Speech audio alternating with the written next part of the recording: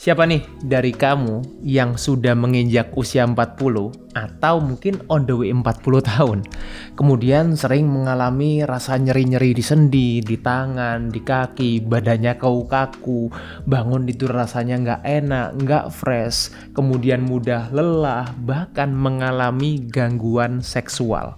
Ini sebabnya kamu mudah sakit-sakitan setelah usia 40.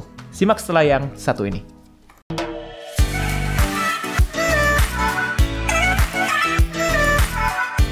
Oke, jadi sebelum masuk ke materinya, saya akan intro dulu, saya perkenalkan dulu yang ada di meja ini, Healthy Cook. Jadi Healthy Cook ini adalah provider makanan sehat yang berdomisili di Surabaya. Jadi ada cateringnya, juga ada cemilan-cemilan sehatnya juga. Spesialisasinya Healthy Cook ini adalah personalized healthy catering. Maksudnya gimana? Bukan healthy catering yang biasa, tapi juga bisa menyesuaikan dengan kebutuhan tiap orang perorangan. Sesuai goalnya, sesuai kondisi kesehatannya, yang disesuaikan dengan kebutuhan masing-masing individu. Oke, sekarang kita akan masuk ke materinya. Halo Sobat Sehat, jumpa lagi bersama dengan saya Dr. Hans di channel kesayangan kita SB30 Health episode Panas. Panduan nutrisi tanpa sensor. Dan kali ini sesuai janji saya di awal tadi, saya akan membagikan penyebab orang yang sakit-sakitan atau mungkin badannya itu berasa kurang fit setelah menginjak usia 40. Atau bahkan sekarang banyak sekali orang-orang yang usianya baru 20-an nih udah mengalami gejala-gejala ini. Karena apa? Again, karena sekarang kita hidup di lingkungan yang membuat kita itu pola hidup kita cenderung kurang sehat. Saya tidak mau menyalahkan orang perorangan karena ini terjadinya secara global, bahkan bukan cuma di Indonesia. Banyak orang-orang ketika sekarang kita bilang di usia-usia 20-an, sekarang segala pola hidupnya sekarang serba instan, mau makan tinggal pencet, orang juga mau melakukan apapun sekarang juga tinggal semuanya ada di genggaman tangan Anda. Ini juga salah satu kontributor ya yang menyebabkan orang itu menjadi gampang sakit-sakitan karena manusia tidak didesain seperti itu pada awal mulanya. Jadi saya ingin menyampaikan dulu masalah apa sih yang mungkin sering terjadi, masalah kesehatan tentunya ya, bukan masalah keuangan yang saya sampaikan. Masalah kesehatan yang terjadi di usia 40 tahun ke atas yang paling umum, yang sering saya jumpai adalah osteoporosis atau berkurangnya densitas tulang keropos.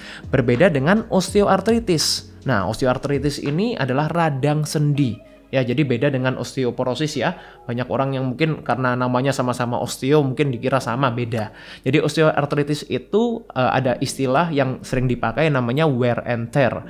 Jadi terjadinya kerusakannya itu karena dipakai secara terus-menerus.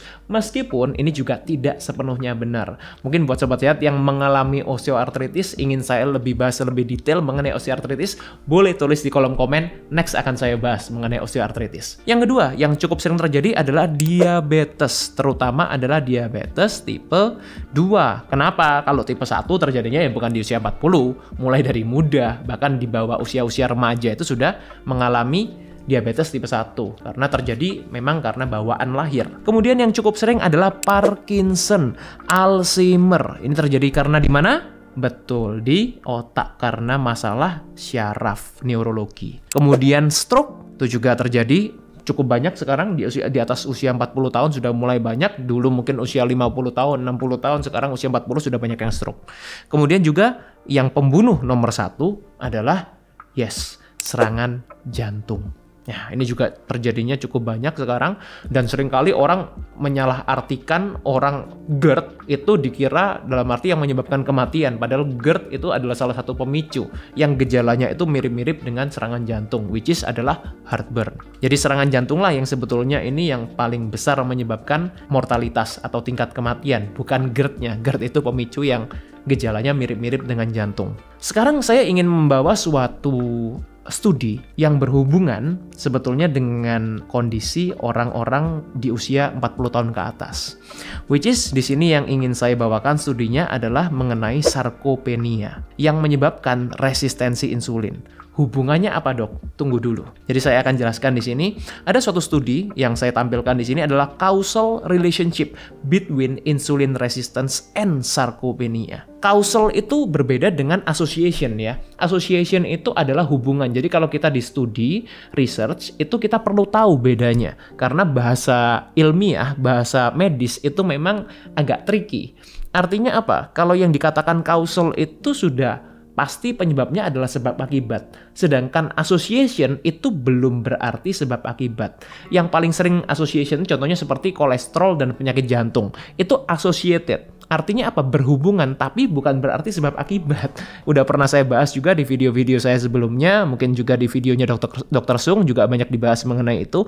Artinya causal itu suatu hubungan yang pasti terjadi karena suatu hal, which is di sini adalah mengenai insulin resistance, resistensi insulin, dan sarkopenia. Sarkopenia itu apa sih, Dok? Sarkopenia itu kalau kita lihat dari arti harafianya itu berasal dari bahasa Yunani atau Greek yang artinya adalah poverty of flesh.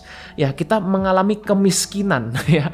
Kemiskinan dari apa? Dari daging gitu ya, dari otot. Artinya kalau kita terjemahkan adalah berkurangnya massa otot dan juga kekuatan ya, kekuatan yang kita dapatkan dari massa otot itu tentunya. Nah, kenapa ini umumnya terjadi di usia 40 tahunan ke atas? Meskipun orang ini belum sampai mengalami sarkopenia, tapi gejala-gejalanya sudah menuju ke sana. Kalau diteruskan, kalau dibiarkan ya. Kalau kita katakan sarkopenia ini mungkin sudah mengalami penurunan massa ototnya drastis. Tapi ketika orang itu sudah mengalami degradasi atau mungkin penyusutan, atrofi massa otot, nggak berasa, sedikit.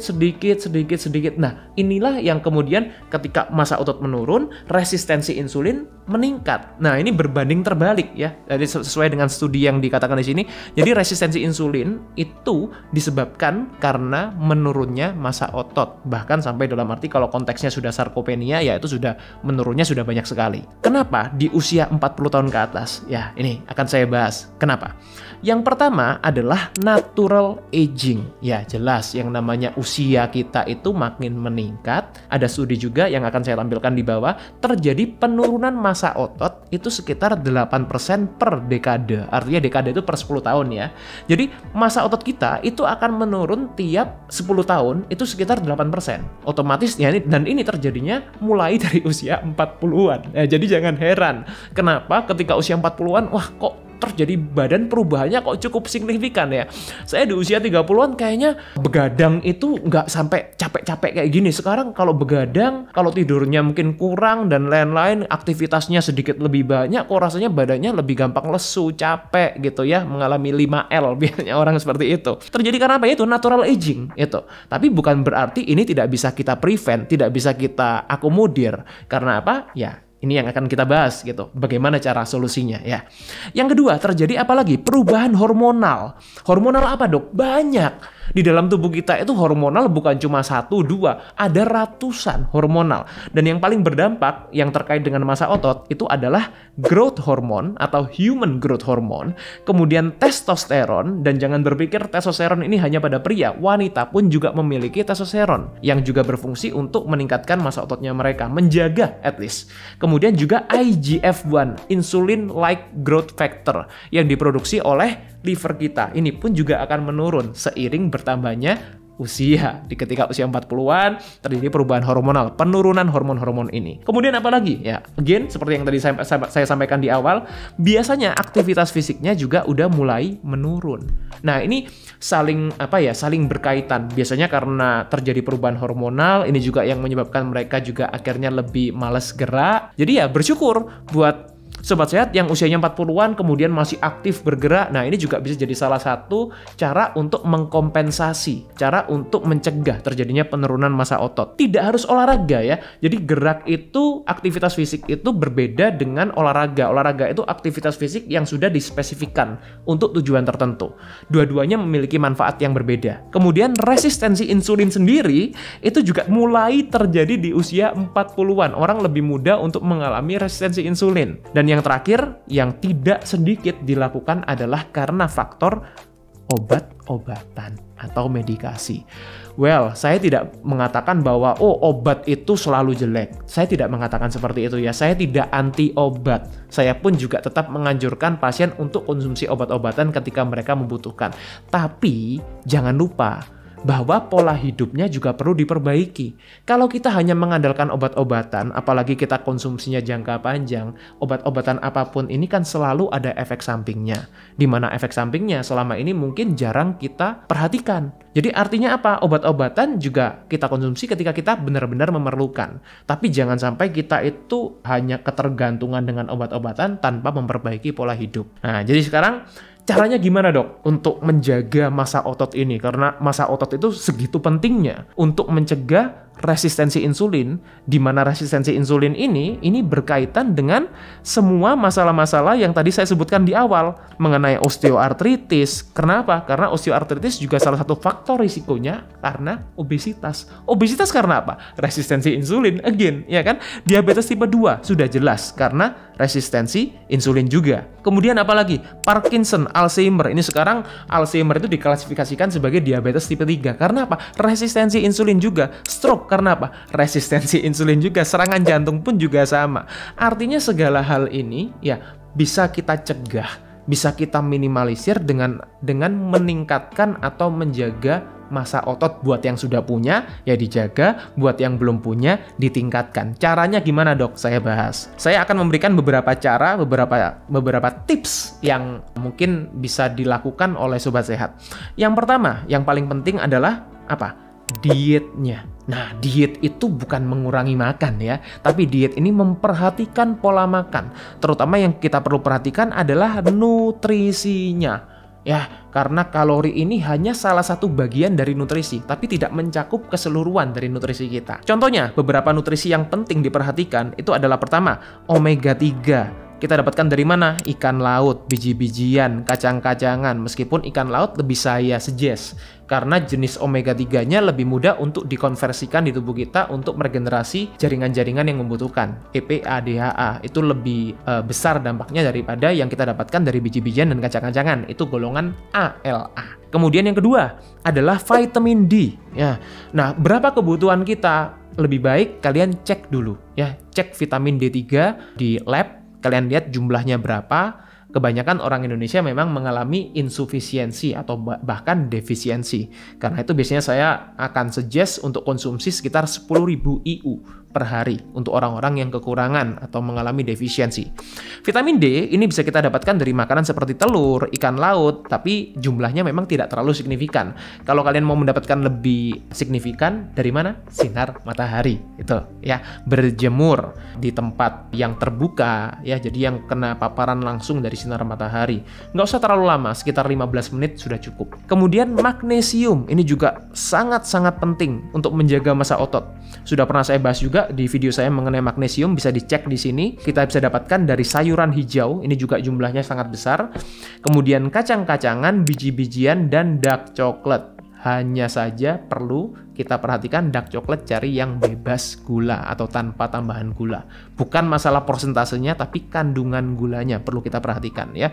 Jangan sampai kita mau dapatkan magnesiumnya, dapetin juga masalah-masalah dari tambahan gulanya. Kemudian probiotik. Nah, sekarang juga banyak sekali studi yang menghubungkan antara kesehatan mikrobioma usus kita dengan kesehatan metabolik kita, juga termasuk untuk menjaga massa otot. Contoh probiotik alami dari mana? Tempe, kemudian kefir, kemudian miso, kimchi, natto ya, dan juga banyak biasanya makanan-makanan difermentasi ini mengandung probiotik. Dan juga di sini yang ingin saya mungkin sedikit lebih bahas lebih dalam adalah mengenai asam amino.